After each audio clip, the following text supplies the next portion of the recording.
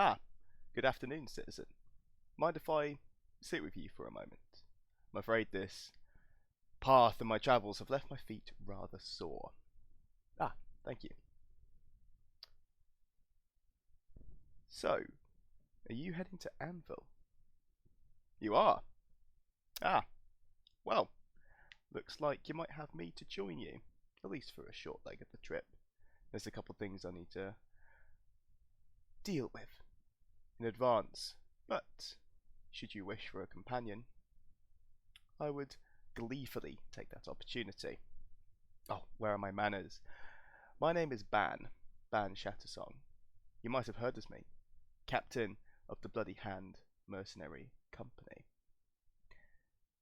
Now, I don't mean to jump straight in, but have you heard about all those kobolds? You haven't? Well, for miners such as myself, Tempest Jade, naturally, they are right. Where do I start? Well, there was a sinkhole. There was the purchasing of said sinkhole by Lorenzo. There was the Eternal Adamant, and well, it kind of seems to have bubbled over a little bit.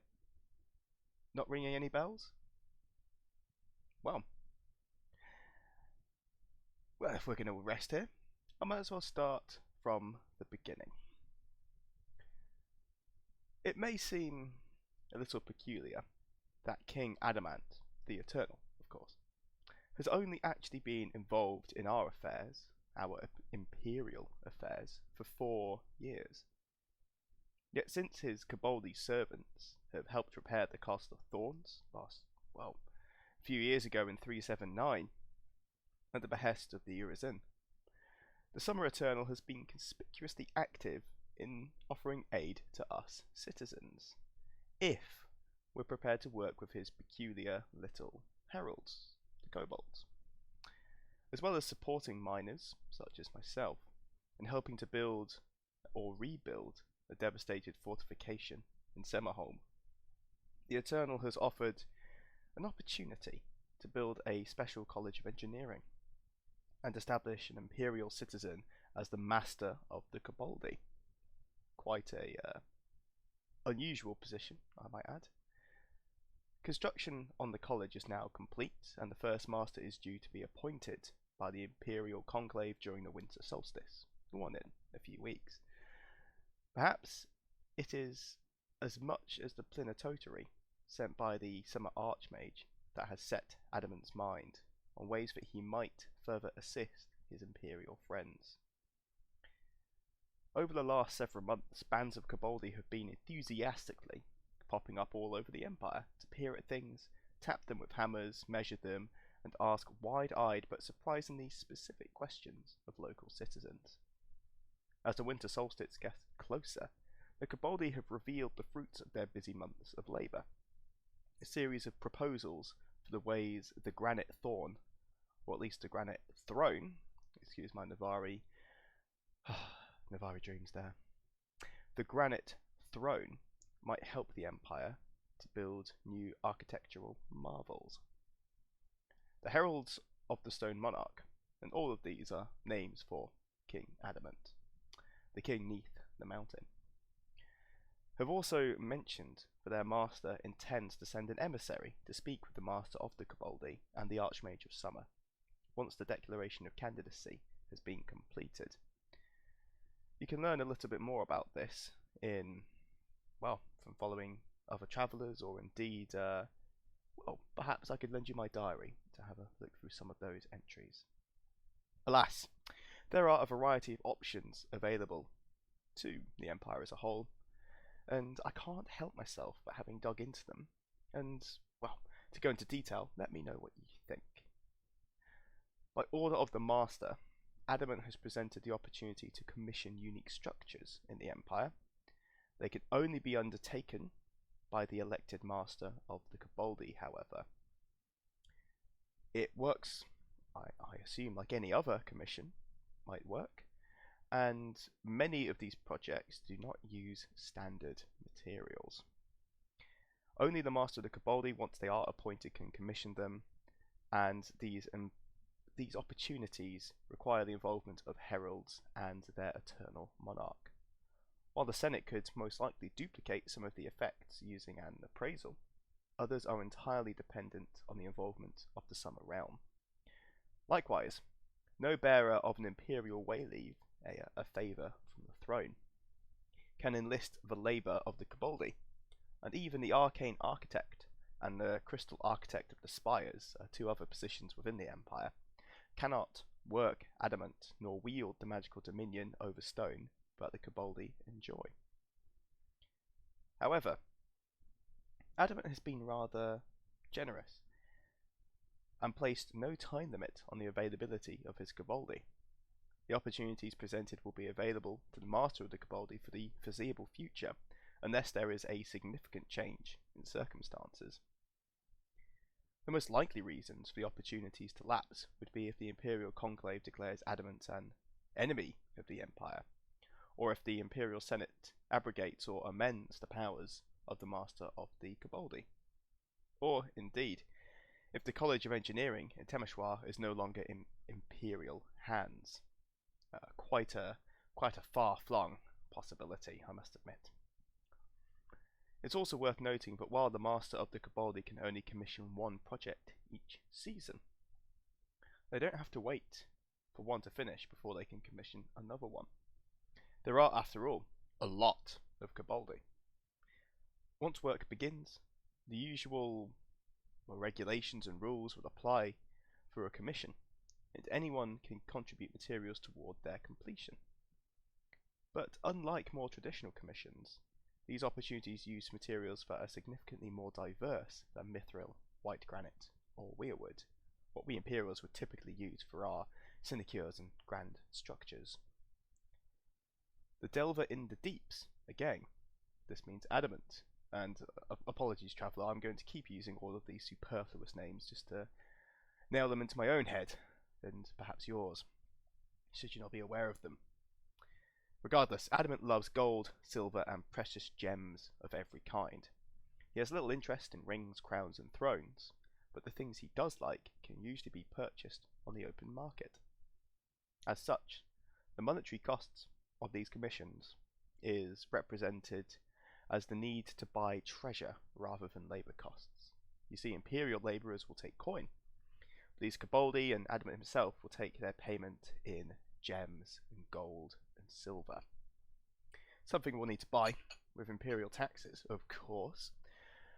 But, regardless, the first option we have, now we've given you that little bit of context. The Tower of the Dragon. The Master of the Koboldi can commission an official residence for the Archmage of Summer. It would cost 15 wains of white granite and 30 crowns worth of treasure and gems. To thank those who have made Adamant and his servants feel so welcomed, the Koboldi have proposed to build a jewelled tower of Adamant himself that would serve as a residence for the Summer Archmage. The tower would be built of unbreakable adamant with windows of reinforced Tempest Jade, a beautiful material. The Koboldi would provide the material themselves along with all of the labour. It would contain living chambers, offices, and a sealed vault specifically for the use by the Archmage to protect their valuables. The tower would have 2 gates, one flanked by statues of Archmage Corvus of Urizen and Archmage Andreas Grimani of Varushka, and the other by the highborn Archmages Solomon and Luke.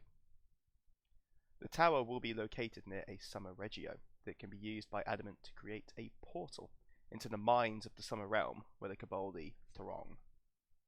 As a consequence, in addition to providing an effectively indestructible and impenetrable home for the Summer Archmage, they would be able to receive emissaries from the deep Summer Realm of the Mountain King. Again, Mountain King meaning Adamant. This would give the Summer Archmage a new power.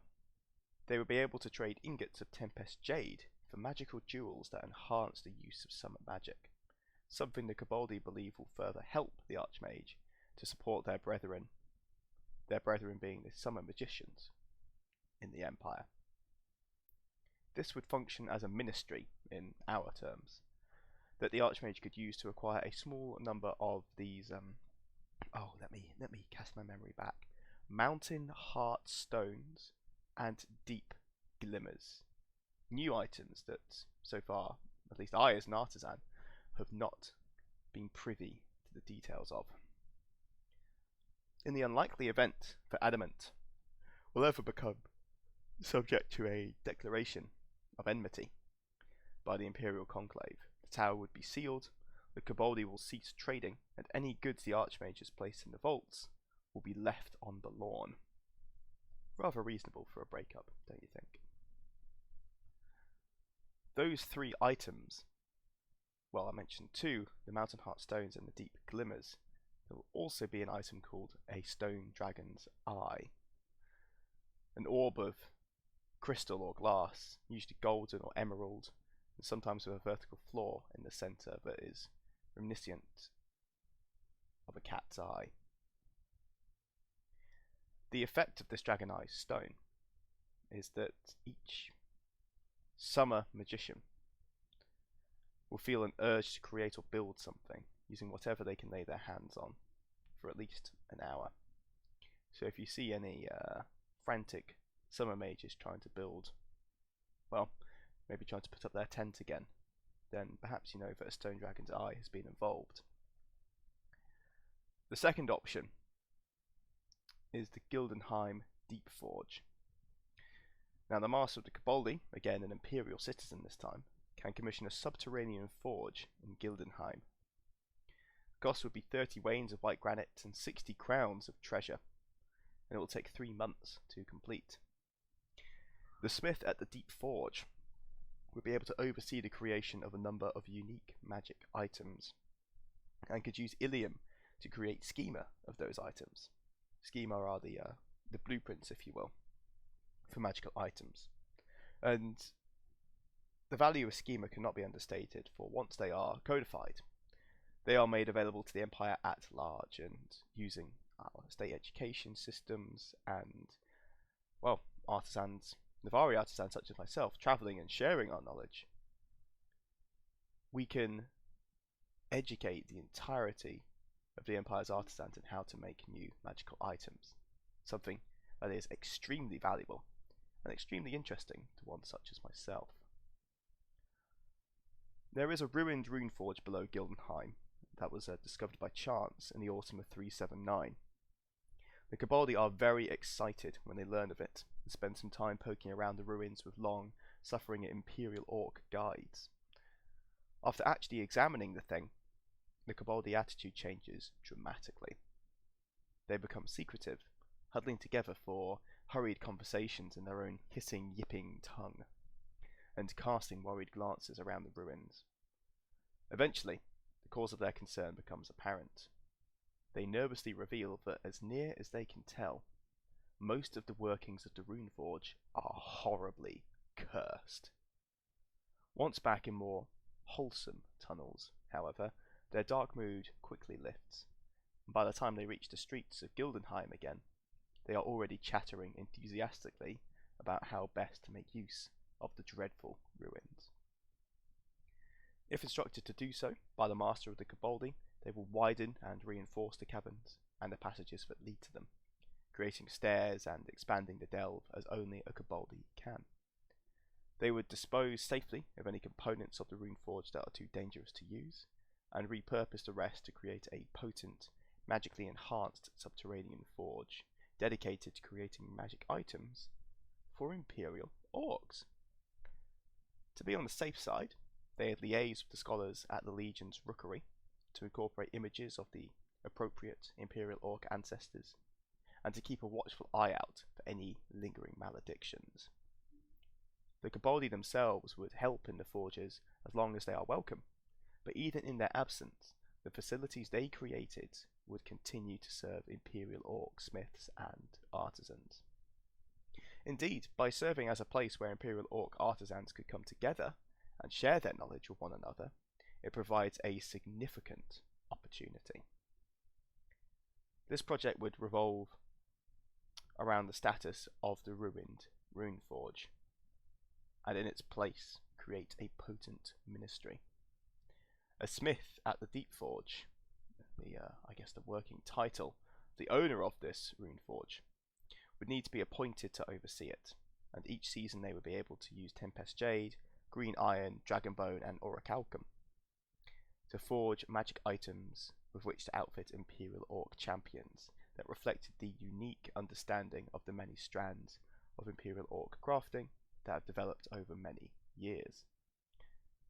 With access to Ilium, it would even be possible to create schema for these items, allowing their manufacture to be mastered and made outside the Deep Forge as well, as I touched upon earlier. How that smith at the Deep Forge would be appointed is a matter for the master of the koboldi to determine when they announce the commission. The advice of the civil service is that the well-worn path would most likely be the tally of votes by the Imperial Boars. The structure is intended to aid Imperial Orc legions, and the vote of those who command military units that have supported Imperial armies thus seems appropriate. Of course, the master of the koboldi could be bought off, or decide any other system of electing a smith of the Deep Forge that suits their fancy. I guess only time will tell.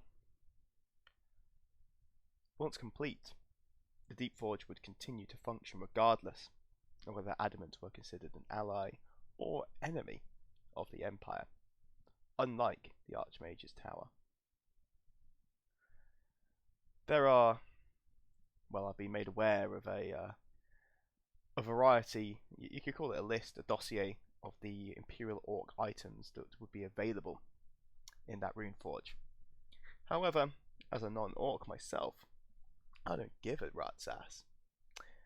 So, I will skip those items, and should you be interested, I'm sure talking to an Imperial Orc artisan would get you the answers you require. We might even run onto one on the road.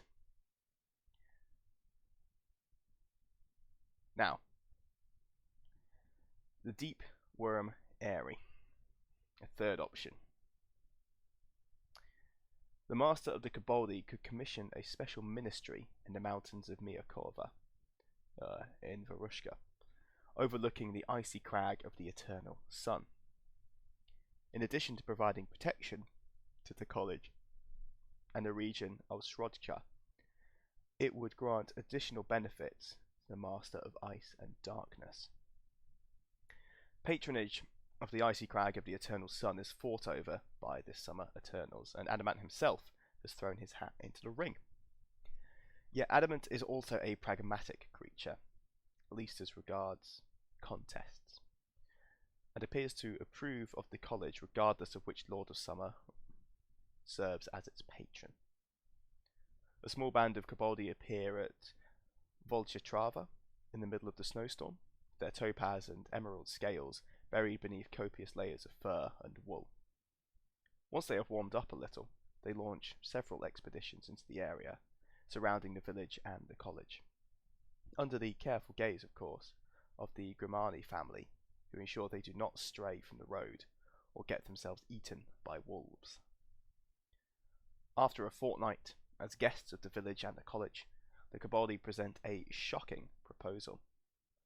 They want to construct an eyrie, to carve a giant draconic face into the side of one of the mountains overlooking Volchetrava and Olodny. They have already consulted storytellers, wise ones, and wardens alike, and there is an agreement that no dark spirit is associated with the peak. More importantly for the koboldi, there is a summer regio aligned with Adamant within the mountain's caves. Constructing the eyrie will not be cheap though. It would require 30 wains of white granite and 60 crowns of treasure. But once it was complete, the dragon of the glimmering depths would send some of his deep worms through it to live within the mountain. The koboldi describe these deep worms as impressive, majestic creatures with massive lizard-like serpents almost, with 4 pairs of taloned legs and scales of deep midnight blue. Fed almost exclusively on Tempest Jade, they are able to exhale gouts of thunderous energy at any who dare to try and stand against them. While they cannot exist for long in the mortal world, they are terrible engines of destruction that would certainly fight to protect the College of Magic, regardless of who looked to it for patronage. As a consequence, should any army attempt to conquer the region of Srodka in Miakova, the deep worms would fight to defend it. Furthermore, while it seems unlikely Srodka would be attacked at any time soon, there would be additional benefits for the Master of Ice and Darkness, as well as the prestige of having their college watched over by Dragonkin. The koboldi will teach some of the professors at the college how to use the scales that fall from those worms to brew unique magical elixirs.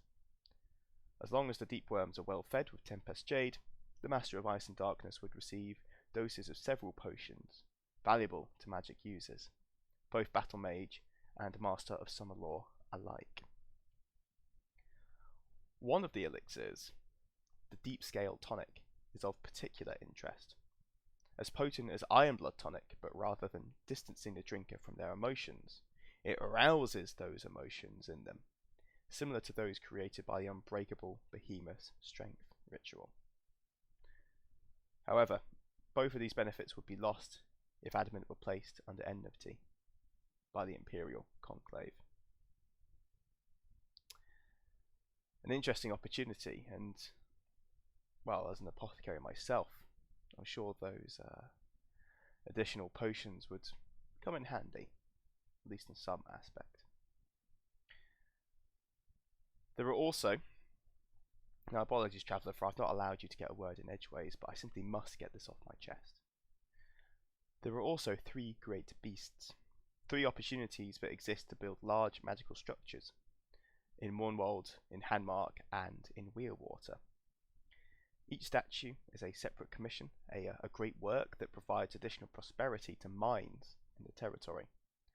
And each great beast, these literal beasts, will cost 40 wains of white granite and 80 crowns in gold and jewels. Quite an expense. For Light in the Depths is a patron of miners and mine owners. How else can the Dragon in Darkness fill his gleaming hoard with the fruits of the deep earth without miners? In the past, Adamant has offered to send his servants to aid mine workers, but as with the winter solstice approaching, the koboldi propose something a little more permanent that also plays into their master's well-known affection for giant stone statues. After a lot of animated discussion and a lot of conversation with tired miners, well, they've laid out plans for enchanted statues that will bring prosperity to the mine owners in 3 specific territories. While each of the great works has obvious utility, one, the koboldi foreman, mentions in an offhand way that completing construction of one of the statues would be an indicator to Adamant of how seriously the Empire takes the business of securing the treasures of the earth. Doing so would no doubt encourage their master to consider additional boons related to the operation of mines, perhaps similar to those he has already offered involving white granite, or relating to familiar summer magic rituals such as delve deep beneath the mountain. The Black Boar is the first beast. Proposed for Mournwald in the Marches, the koboldi have a plan for a massive black stone statue of a boar in the hills south of Sarcombe. The Black Boar would harness the power of a summer regio and use it to offer strength and protection to miners across the territory. One local landskeeper has pointed out that the proposed location in the southern hills means that one could draw imaginary lines on the map linking the Black Boar, the old pig in Freemore, and the broken crowned stag statue in Green March, known as High Courage, and that the line between the 2 pigs passes right through the Singing Caves. But the koboldi say that this is probably just a coincidence, of course, and once completed, every mine in Mournwald, owned and operated by a marcher, would share a bounty of 50 green iron ingots each season. The Alabaster Owl Beast is the next mighty statue, proposed for Weirwater in Dawn. The koboldi proposed to build an immense white stone statue of a mandola, a great beast associated in heraldic magic with strength, straightforwardness, and practicality. Again, harnessing the power of a summer regio, the statue would be built in Wickmore, on top of a hill to the northwest of the Weirwater Vales, so that it would easily be visible for miles around. The plans include the use of 2 massive light stones that would need to be imported from Urizen or perhaps Wintermark, which would make the Colossus especially visible at night. A beacon that would not only inspire miners, but also help to navigate the deep woods and dangerous forests of Weirwater. "I don't know about you," one of the koboldi is reported to have said on more than one occasion, "but all these trees do my head in. How do you people ever manage to go anywhere without getting lost?" You'll have to excuse my koboldi impression. I always assume they have quite nasally voices.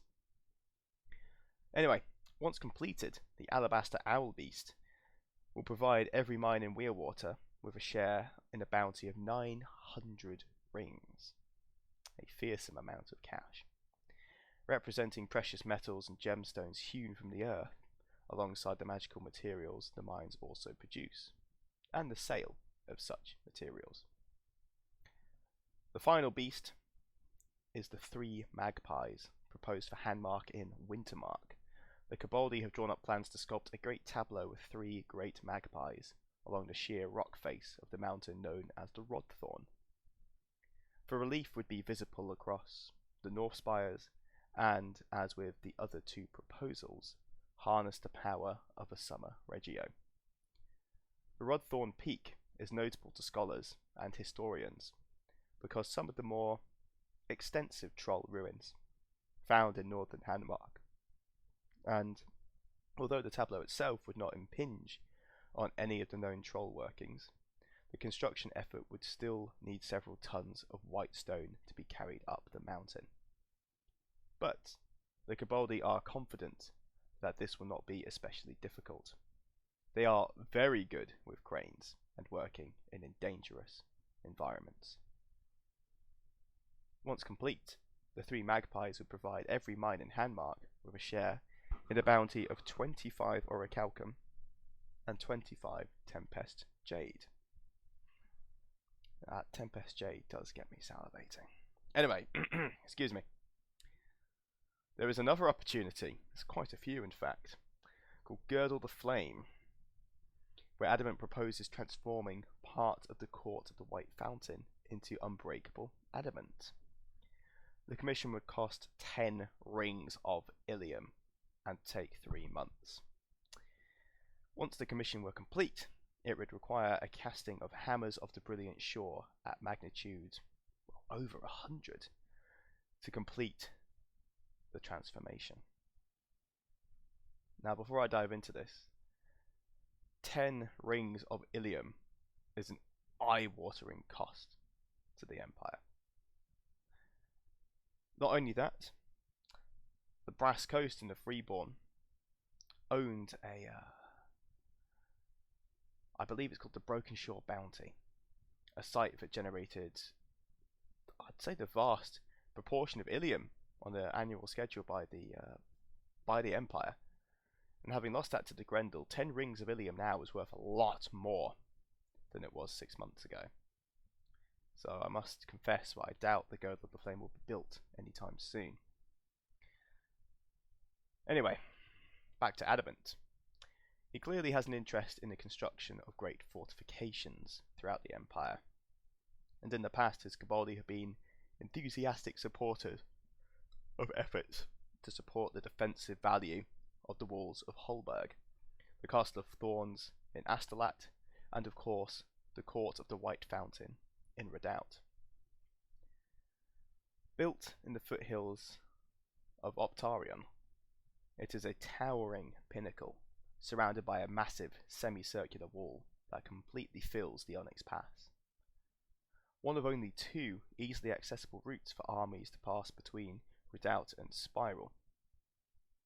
Impressive as the tower is, it pales into insignificance next to the White Fountain itself, a gout of liquid fire that bursts from somewhere deep within the earth, arcs high into the air, before being gathered in a black basin and disappearing back beneath the ground again. It is said the entire Citadel Guard can muster in the courtyard before the fountain, and indeed that the army itself was raised here back in the earliest days of Urizen.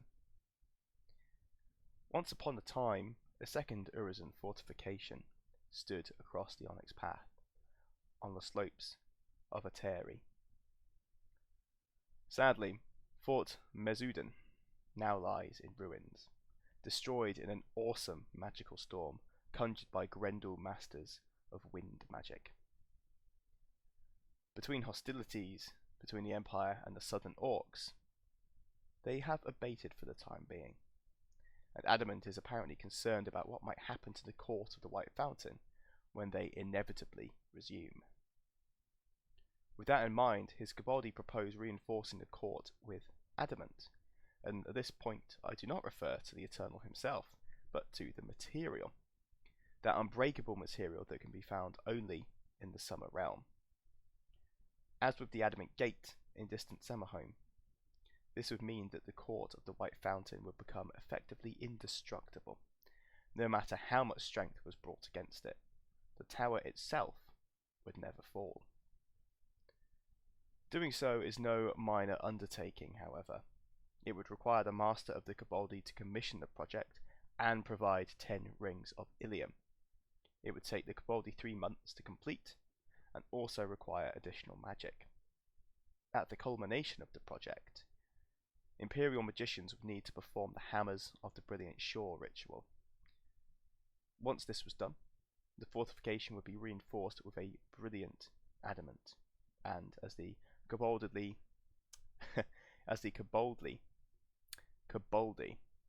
apologies Sitten, I've said the word too many times today. As the koboldi offhandedly remark, most likely outlive the empire it would defend. The Red Iron Door is another opportunity. There are signs of a great number of trogoni massing in the tunnels deep beneath Lorenzo's deep pockets, the sinkhole in lay terms, and that they may threaten Miaran, my home, Upwold, Temeshwar, and Hanmark. The koboldi believe the dangerous trogoni-infested tunnels of the great northwestern sinkhole can be sealed. If left unsealed, there should be at least a year before the trogoni gather in enough force to be a major threat, assuming that nothing else changes. Now, the koboldi, when visiting Hanmark, became aware of the grand sinkhole that catastrophically opened up in the northwestern empire in late spring 381. They are keen to have a proper look at it and prevail on a small group of adventurous types to give them a short tour. They are both horrified and fascinated, and express concern about the number of trogoni that they can feel massing in the depths of the sinkhole. Serious concern. They seem to think that the excavation of the sinkhole, and especially the construction of several structures related to Crystal Manor in its vicinity, have attracted great numbers of the burrowing beasts to the vicinity of Lorenzo's deep pockets. They've no idea when the trogoni will attack, but they think it is likely that within a year or so, a legion of the subterranean horrors will pour out of the ground and attack mines and manor sites across southern Hanmark and Temeshwar, and of course throughout northern Upwold and Miaran. In response to some immediate panic when they mention their observations, the koboldi apologized and explained that they may have overstressed the danger, but only a little. While the trogoni threat is growing, it's not an imminent threat. Unless something changes, something that angers the trogoni already gathered, or prompts a feeding frenzy, there's at least a year before there's enough trogoni behind the sinkhole to be a major threat. Unfortunately, they're pretty sure that sending troops into the sinkhole to deal with the trogoni is exactly the sort of thing that might cause them to come boiling out and try to eat everybody's faces. If the Empire wants to head off this potential disaster, albeit a small-scale disaster, the servants have a solution. Somewhere in the depths of the sinkhole there is a shaft that leads unimaginably far down into the earth, where the trogoni seed and multiply. Something posited by Snowstorm Henk when the Orc Scholar explored the sinkhole last winter. They believe that sealing the shaft will greatly reduce the threat to the trogoni, especially if the right kind of seal is applied. They are no strangers to dealing with hordes of terrible underground monsters. I believe that some of the runes carved into the ancient tunnels might suggest a way forward. They propose to construct a great door of mithril, alloyed with green, iron, and orichalcum. This would be marked with thousands of runes, primarily Veris, Tikonos, and Feresh, and then maneuvered into place in the great depths of the sinkhole. Creating the door itself is a challenge, but something the koboldi are confident they can achieve. The door would require a commission from the master of the koboldi and cost 10 wains of mithril and 25 ingots, each of green iron and orichalcum, and also take 3 months to complete. Once the door has been constructed, and they are keen to stress it is a very big door, then putting it in place would require a significant armed force committed to assisting them. If not an actual imperial army, then at least a significant force of trained warriors. Once the door were in place and the shaft sealed, the threat of the trogoni in the Northwest Empire would be nullified. It would also allow the Delver of the Depths to send their workers into the deeper parts of the sinkhole without anywhere near as much chance that they will be eaten by underground horrors, potentially increasing the revenue from the sinkhole.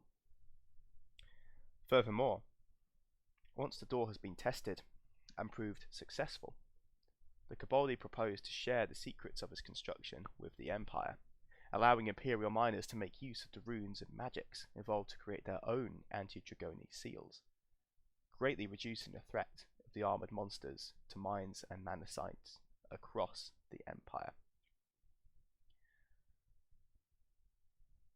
Well, quite a list of opportunities, dear citizen, and as I can see your eyes fluttering shut and your comfort certainly disturbed by my rant, allow me to summarise it in case you nodded off at any point. There are a variety of opportunities available to us thanks to Adamant and Eternal of Summer. We can build the Tower of the Dragon, a fancy tower for the Archmage of Summer. We can build the Gildenheim Deep Forge, a rune forge designed to make magic items specifically for Imperial Orcs.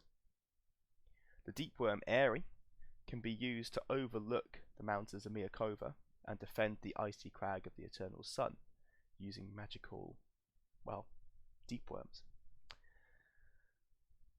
There are 3 great beasts that can be constructed: a boar in Mournwald, an owl in Weirwater, and 3 magpies in Wintermark, all of which will have benefits in the local territory for miners. We can girdle the flame, where the Court of the White Fountain, an important imperial part of Urizen, would be transformed into adamant, making it indestructible. And then finally, we can seal the sinkhole known as Lorenzo's Deep Pockets. Now, I'm afraid that should we travel today or even together, citizen, that I will continue rambling and continue telling you stories of what I've learned in the last few months. And seeing your silent type approach to our conversation, I'm going to assume that you would rather travel on alone, of which, of course, I take no offence. Should you want to say hello to me again in Anvil, simply seek me out. I'm sure I will remember your face. But until then, and as I stretch my tired arms and legs and prepare to move on once more. Keep your dagger close and ensure that when you hear tapping in the dark, it's a friendly koboldi and not a trog.